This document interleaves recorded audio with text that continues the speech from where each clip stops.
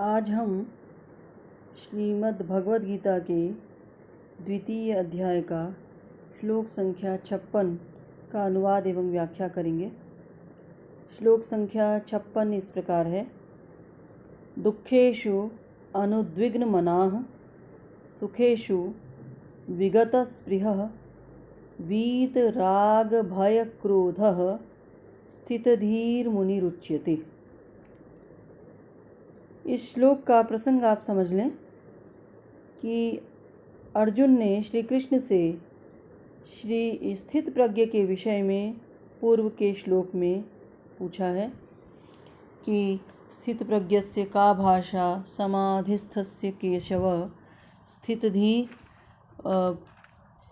किम प्रभाषेत किम आसीत व्रजेत किम, कि उसके क्या लक्षण हैं, वो किस प्रकार बोलता है और वो कैसे बैठता है और कैसे चलता है।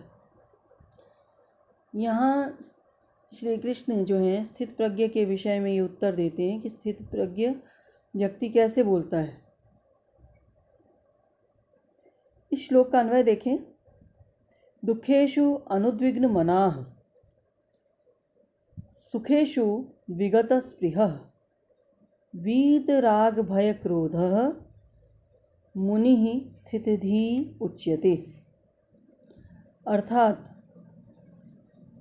दुखों की प्राप्ति होने पर, दुःखेषु दुख में, जब दुख की प्राप्ति हो जाए तब, अनुद्विग्न मना जिसके मन में उद्विग्नता ना आए, विचलन ना आए कि अरे मैं दुखी हूँ, और उस दुख के कारण उसके मन में जो द्वेष, क्रोध या रुदन इत्यादि जो भावनाएं आती हैं वो ना आए, ऐसा उद्विग्न मन ना हो, अनुद्विग्न रहे। और सुखेषु विगत स्पृहः, और सुख होने पर विगत स्पृहः जिसके मन से सुखों के भोग की लालसा निकल जाए, तो ऐसा वीत राग भय क्रोधः, और राग तथा भय और क्रोध से जो सर्वतः रहित हो गया हो, ऐसा मननशील मनुष्य। मुनि का अर्थ है मननशील मनुष्य। ऐसा मननशील मनुष्य स्थिर बुद्धि का कहा जाता है। सरल है इसका अर्थ। पुनः देखिए, दुःखेषु अनुद्विग्न मनाः, दुख के प्रति जो उद्विग्न मन वाला नहीं है, जिसके मन में किसी भी प्रकार की हलचल क्षोभ नहीं है।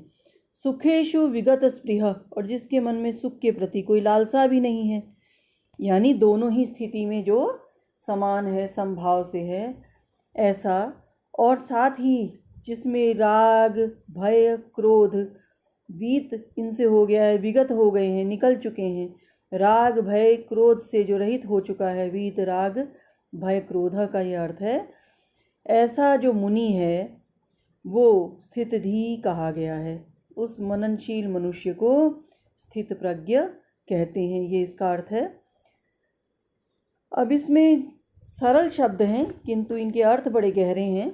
जैसे दुःखेषु अनुद्विग्न मना, प्रायः क्या होता है कि दुखों की संभावना हो जाए और उनकी प्राप्ति हो जाए तो हमारा मन संभावना मात्र से ही विचलित हो जाता है। जैसे कि रोग का हमें पता चले, या धन हानि का, या किसी अन्य दुख का पता चले, तो मन में विचलन, घबराहट, बेचैनी, हड़बड़ाहट ये सब आने लगती है। तो जिसके मन में ये सब नहीं आती, दुखों की संभावना और उनकी प्राप्ति होने पर भी, अर्थात कर्तव्य कर्म करते समय जो कर्म में बाधा अनुभव होती है वो उसे नहीं होती, निंदा अपमान आदि प्रतिकूलताओं से भी जो विचलित नहीं होता, अपितु विपरीत परिस्थितियों में भी जो स्थिर बना रहता है, उसे ही अनुद्विग्न मना कहते हैं।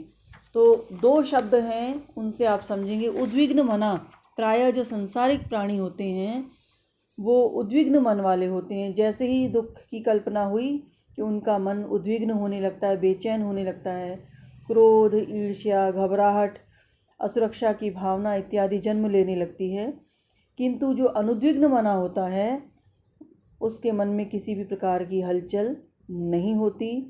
फिर कहा सुखेषु विगत स्पृहः, जो सुखों की प्राप्ति और उनकी संभावना को लेकर जिसके भीतर स्पृहा यानी लालच या लालसा कि अरे मुझे ये सुख मिल जाए, अच्छा लगेगा। ऐसी लालसा नहीं होती, अपितु वैसी ही स्थिर बुद्धि बनी रहती है जैसी दुख के समय में थी। तो ऐसा व्यक्ति जो है वो राग अर्थात आसक्ति, भय यानी डर और क्रोध से सर्वथा मुक्त हो जाता है। और राग, भय और क्रोध से मुक्त व्यक्ति ही स्थित प्रज्ञ कहलाता है। उसी की प्रज्ञा जो है, बुद्धि जो है वो प्रतिष्ठित होती है, वही स्थित प्रज्ञ कहलाता है। तो ये स्थित प्रज्ञ का ये लक्षण है कि उसके वो बोलना अर्थात उसकी जो भाव या वाणी है वो विचलन युक्त नहीं होती, वो बिल्कुल स्थिर होती है। वो दुख और सुख से बिल्कुल परे और समभाव में आ जाती है। तो इस प्रकार का स्थित प्रज्ञ जो है इस तरह के भाव से युक्त हो जाता है, और इस तरह के भाव से युक्त होने पर ही वो कोई बात करता है। तो ये श्लोक है। इसमें जो मुनि शब्द है, मुनि शब्द जो है, जो मननशील कर्मयोगी है उसकी बुद्धि स्थिर और अटल हो जाती है, उसी के लिए यहाँ पर मुनि शब्द का इस्तेमाल किया है। तो किम प्रभाषेत जो कहा कि स्थित प्रज्ञ क्या बोलता है, ये अर्जुन का प्रश्न था। तो उसके उत्तर में मुनि कह दिया है यहाँ पर। तो मुनि का अर्थ है मननशील। वस्तुतः मुनि शब्द केवल वाणी पर ही अवलंबित नहीं है।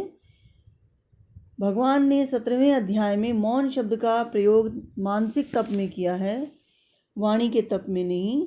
और कर्मयोग का प्रकरण होने से यहाँ मननशील कर्मयोगी को मुनि कहा गया है, क्योंकि ये जो है ये कर्मयोग का प्रकरण है 2वें अध्याय में, इसलिए मननशील व्यक्ति को मुनि कहा है।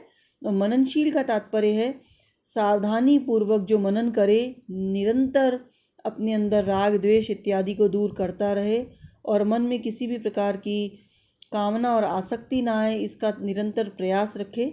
और निरंतर अनासक्त रहने वाला व्यक्ति ही कर्मयोगी है, वही मननशील है। ये मुनि के द्वारा यहाँ कहा गया।